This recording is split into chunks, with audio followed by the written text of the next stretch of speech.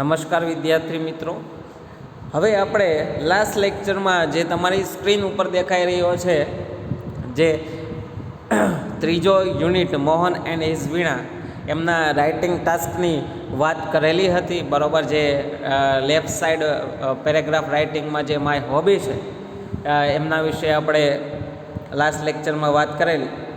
હવે આજના લેક્ચરમાં આપણે જે રાઇટિંગ ટાસ્ક 2 છે, જે રાઇટ સાઈડ છે, બરાબર, કર્વ લાઇનની બાજુમાં, એના વિશે આપણે આજે ચર્ચા કરવા જઈ રહ્યા છીએ. બરાબર, ત્યાં શું આપેલું છે કે here is a picture of a musical instrument with some information about it.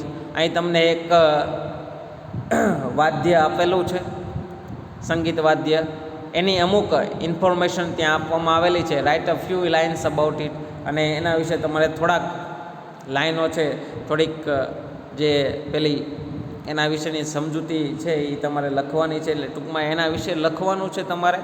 બરાબર, તો એના વિશે જે તે સમયે મેં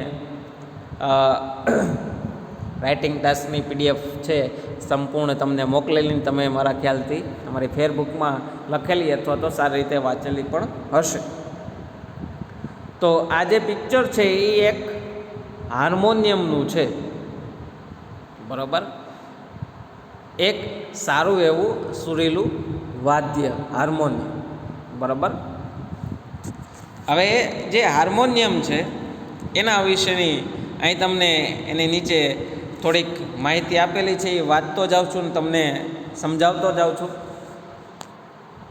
પ્રથમ માહિતી શરૂઆત કરીએ. A keyboard instrument similar to an organ. કહે છે કે એમાં જે ઓર્ગનમાં એક પ્રકારનું જે વાદ્ય છે, બીજું હાર્મોનિયમ જેવું જ આવે છે, એમાં જેવી રીતના કીબોર્ડ આવે છે, બરાબર, જે તમે જોઈ શકો છો બ્લેક એન્ડ વ્હાઇટ કલરમાં એનું કીબોર્ડ હોય, તમે જોયેલું પણ હશે, ઘણા વિદ્યાર્થીઓ વગાડેલું પણ હશે, અને ઘણા વિદ્યાર્થીઓને સારી રીતે વગાડતા પણ આવડતું હશે.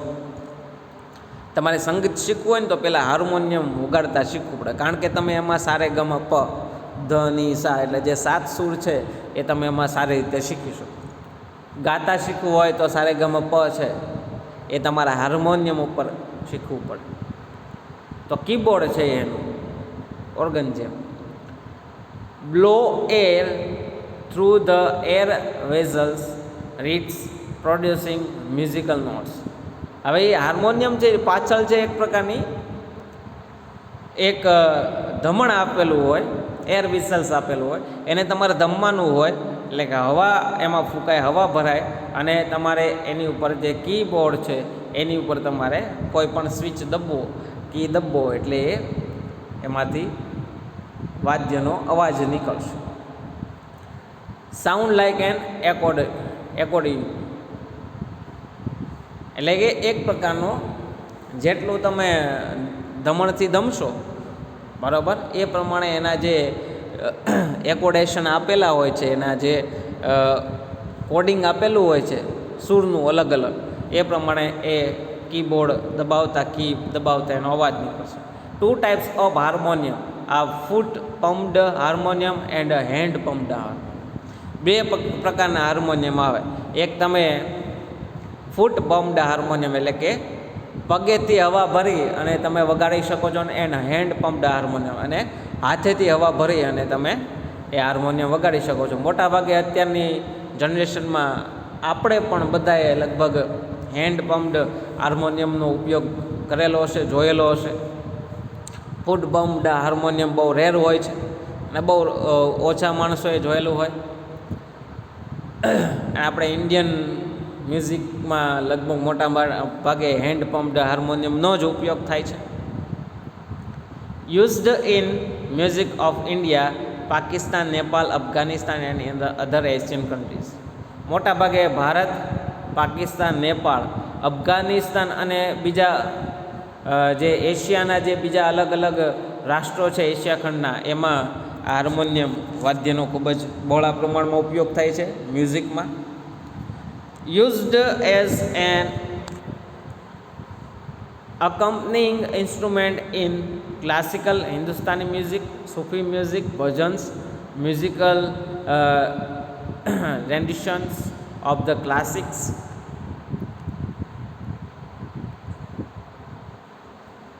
હવે કહે છે કે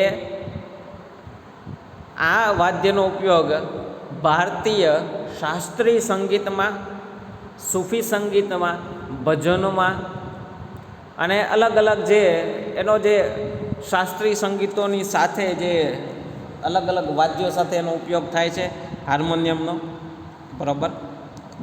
ત્યાર પછી આગળ વધીએ. This is a harmonium. It is one of the oldest musical instrument of India.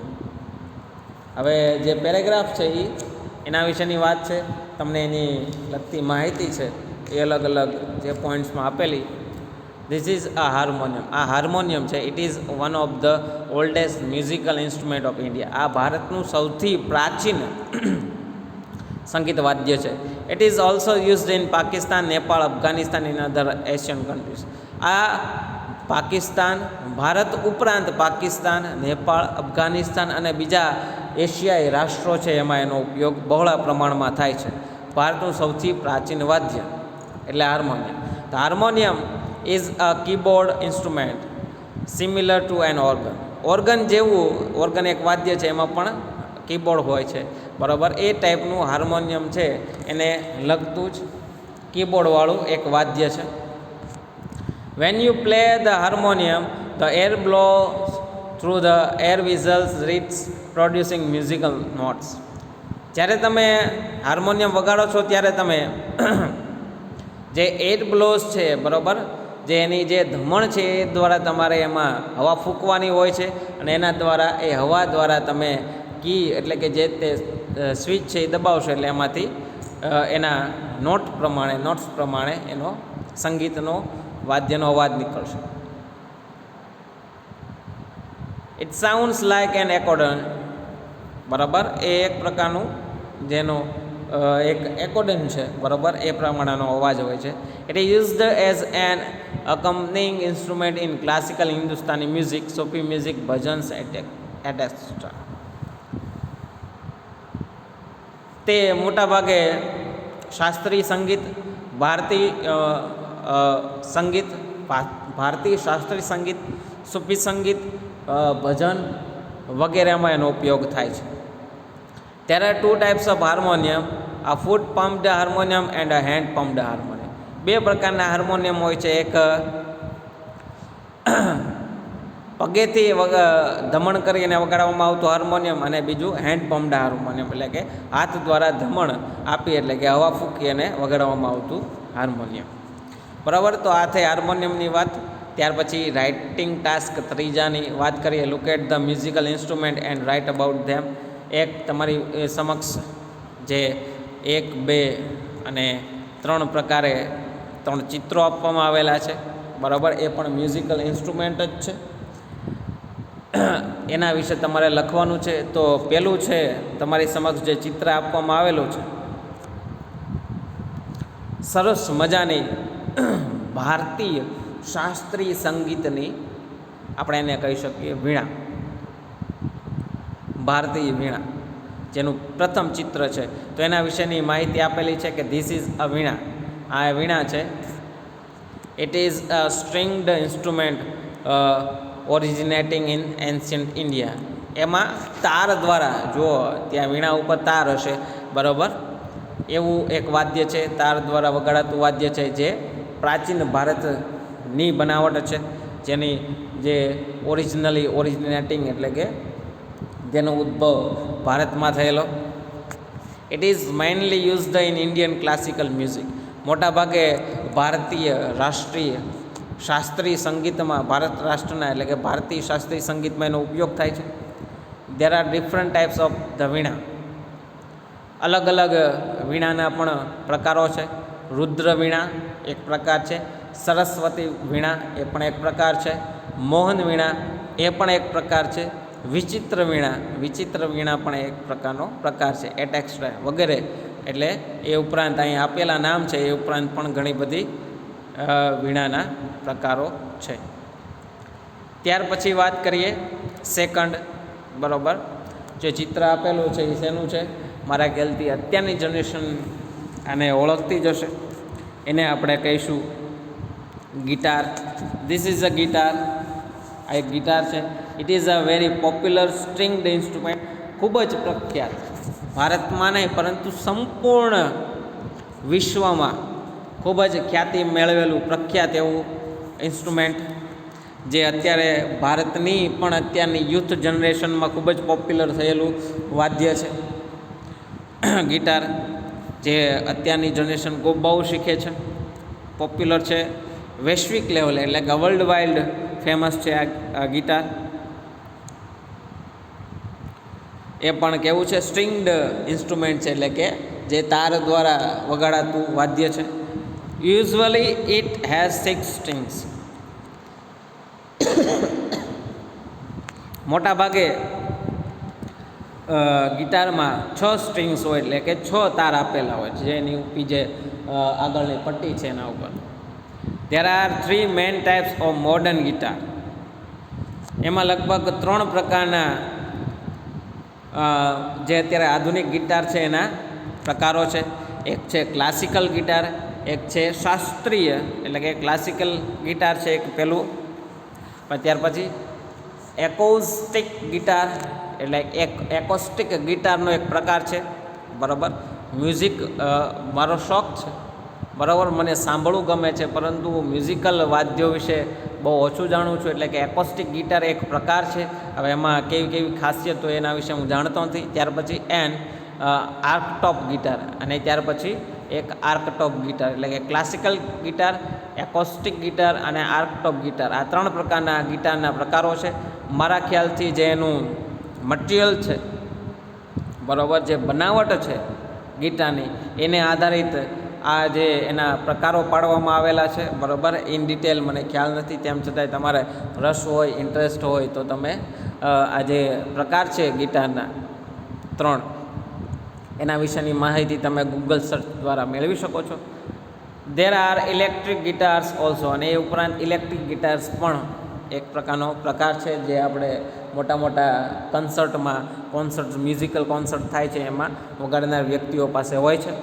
It is usually used in pop music. મોટા ભાગે પોપ પ્રકારનું એક મ્યુઝિક છે, સંગીતનો પ્રકાર છે પોપ મ્યુઝિક, એમાં એનો ઉપયોગ થાય છે.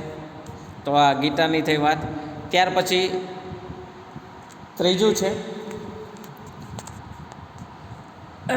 વીણા, જે પ્રથમ પિક્ચર અને બીજું ગિટાર, બરાબર, એ બંનેનું મિશ્રિત વાદ્ય એટલે મોહન વીણા, જે પંડિત વિશ્વમોહન ભટ્ટ દ્વારા જેની શું કહેવાય કે જેના પ્રણેતા છે, જેણે બનાવેલું પોતાની જાતે એવું આ વાદ્ય. This is the Mohan veena created by Pandit Vishwa Mohan Bhatt.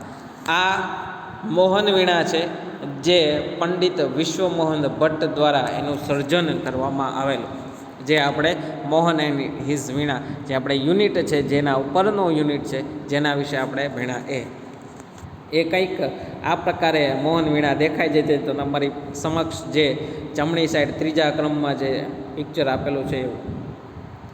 It is modified archtop guitar. Archtop પ્રકારનો જે ગિટારનો એક પ્રકાર છે એને મોડિફાઈડ કરેલું છે. વિચ કન્સિસ્ટ ઓફ 19 સ્ટ્રિંગ્સ, જેમાં લગભગ 19 પ્રકારની સ્ટ્રિંગ્સ હોય છે. કેટલી? 19 પ્રકારના તાર હોય છે. 3 મેલોડી સ્ટ્રિંગ્સ, એટલે કે 3 મધુર અવાજ આવતા તાર. 4 drone string coming out of the peg heads, અને બીજા 4 પ્રકારના ડ્રોન પ્રકારના જે ઉપર જતા જે સ્ટ્રિંગ છે, જે પેગ હેડ્સ જે એનો છે, બરાબર, એના ઉપરથી આવતા એ પ્રકારના 4 તાર. And 12 sympathetic string strung to the tuners mounted on the side of the neck. અને બીજા 12 પ્રકારના જે બાજુમાં જે નેક છે એનું ગરદન ટાઈપ, એની સાથે વીંટળેલા બીજા બાંધેલા 12 બીજા નવા તાર, એટલે એમ થઈને ટોટલ 19, 12 ને 4 16 ને 3 19 એમાં તાર આવેલા છે મોહન વીણામાં. એટલે જેમ ઓછા તાર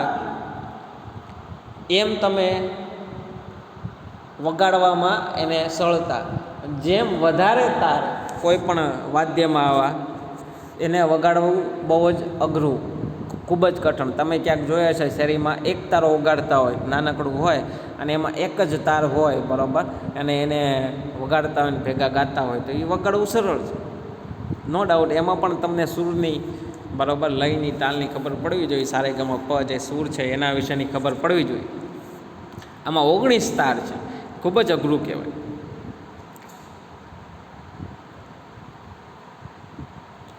A guard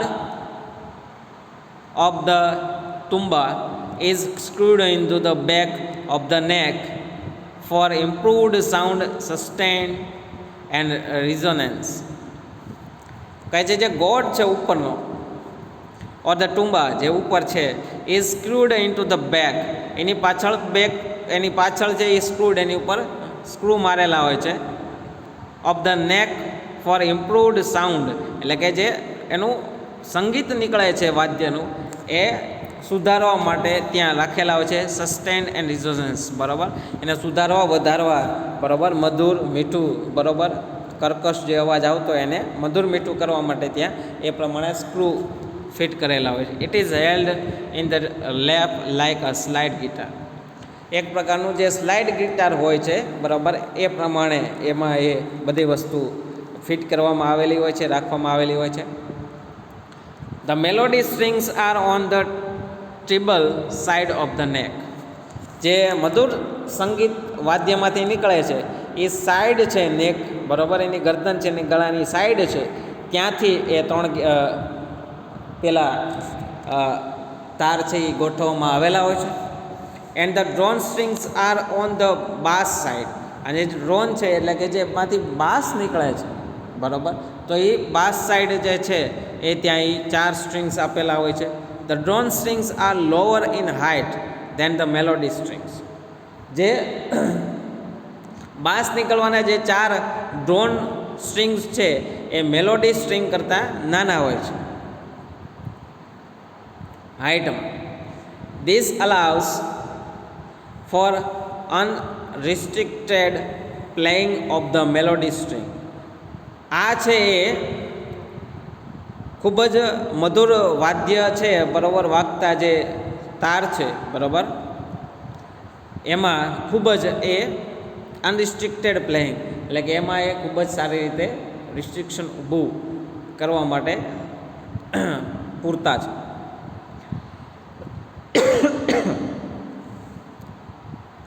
The sympathetic strings run underneath the melody and drone strings to yet another level in the bridge.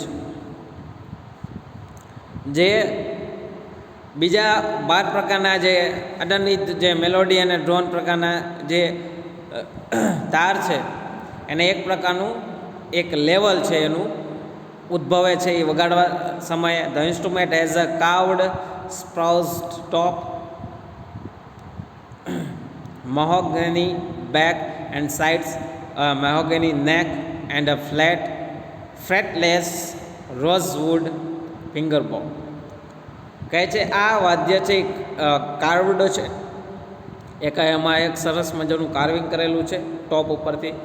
મહોગની back એનું એક પ્રકારનું લાકડું છે, એનો બેક છે, એન્ડ સાઇડ્સ એની સાઈડ, મહોગની નેક એનું એ પ્રકારના જે એક આખું પેલું મટીરિયલ છે એનું નેક છે, એન્ડ અ ફ્લેટ ફ્રેટલેસ રોઝવુડ ફિંગરબોર્ડ, અને એકદમ ફ્લેટ ફ્રેટલેસ એટલે કે ખૂબ જ સીધું, આકર્ષક, અને રોઝવુડ એટલે કે એવા કલરવાળા લાકડાનું ફિંગરબોર્ડ એટલે કે એવું બોર્ડ પણ એમાં આપવામાં આવેલું છે. તો આ વાત થઈ 3 વાદ્યો, બરાબર, એક વીણા, બીજું એક ગિટાર, અને એ ઉપરાંત મોહન વીણાની. તો આજના લેક્ચરમાં આપણે રાઇટિંગ ટાસ્ક 2 ભણ્યા. એક હાર્મોનિયમ વિશે ભણ્યા, ત્યાર પછી અલગ અલગ જે ઇન્સ્ટ્રુમેન્ટના 3 ચિત્રો છે એના વિશેની તમને જે માહિતી છે એ પ્રોવાઈડ કરેલી. મિત્રો આ બધી વસ્તુ એવી છે કે જે વ્યક્તિને, જે બાળકને સંગીતમાં રસ હોય, બરાબર, થોડો ઘણો સંગીતમાં પણ રસ હોવો જોઈએ, કારણ કે સંગીતથી તમે રિફ્રેશ સારા એવા થઈ શકો. તો સંગીતમાં રસ હોય તો આ બધા આપણા ક્લાસિકલ વાદ્યો છે, બરાબર, શાસ્ત્રીય વાદ્યો છે, એના વિશે આપણે સમજ હોવી જોઈએ, બરાબર, સમજ કેળવવી પણ જોઈએ, કારણ કે એનાથી મોટાભાગના જનરેશનમાં જે બધા જ બાળકો અથવા માણસો હોય છે એમનો મુખ્ય શોખ મ્યુઝિક હોય છે. એટલે મ્યુઝિક વિશેની વાત કેળવવી બહુ સારી કહેવાય, અને એના વિશે આપણે ઘણી બધી આજના લેક્ચરમાં આપણે વાત કરી. હવે નેક્સ્ટ લેક્ચરમાં, બરાબર, આગળના રાઇટિંગ ટાસ્કોની વાત કરીશું. તો ત્યાં સુધી મારો લેક્ચર અહીં કમ્પ્લીટ કરું છું. ધન્યવાદ.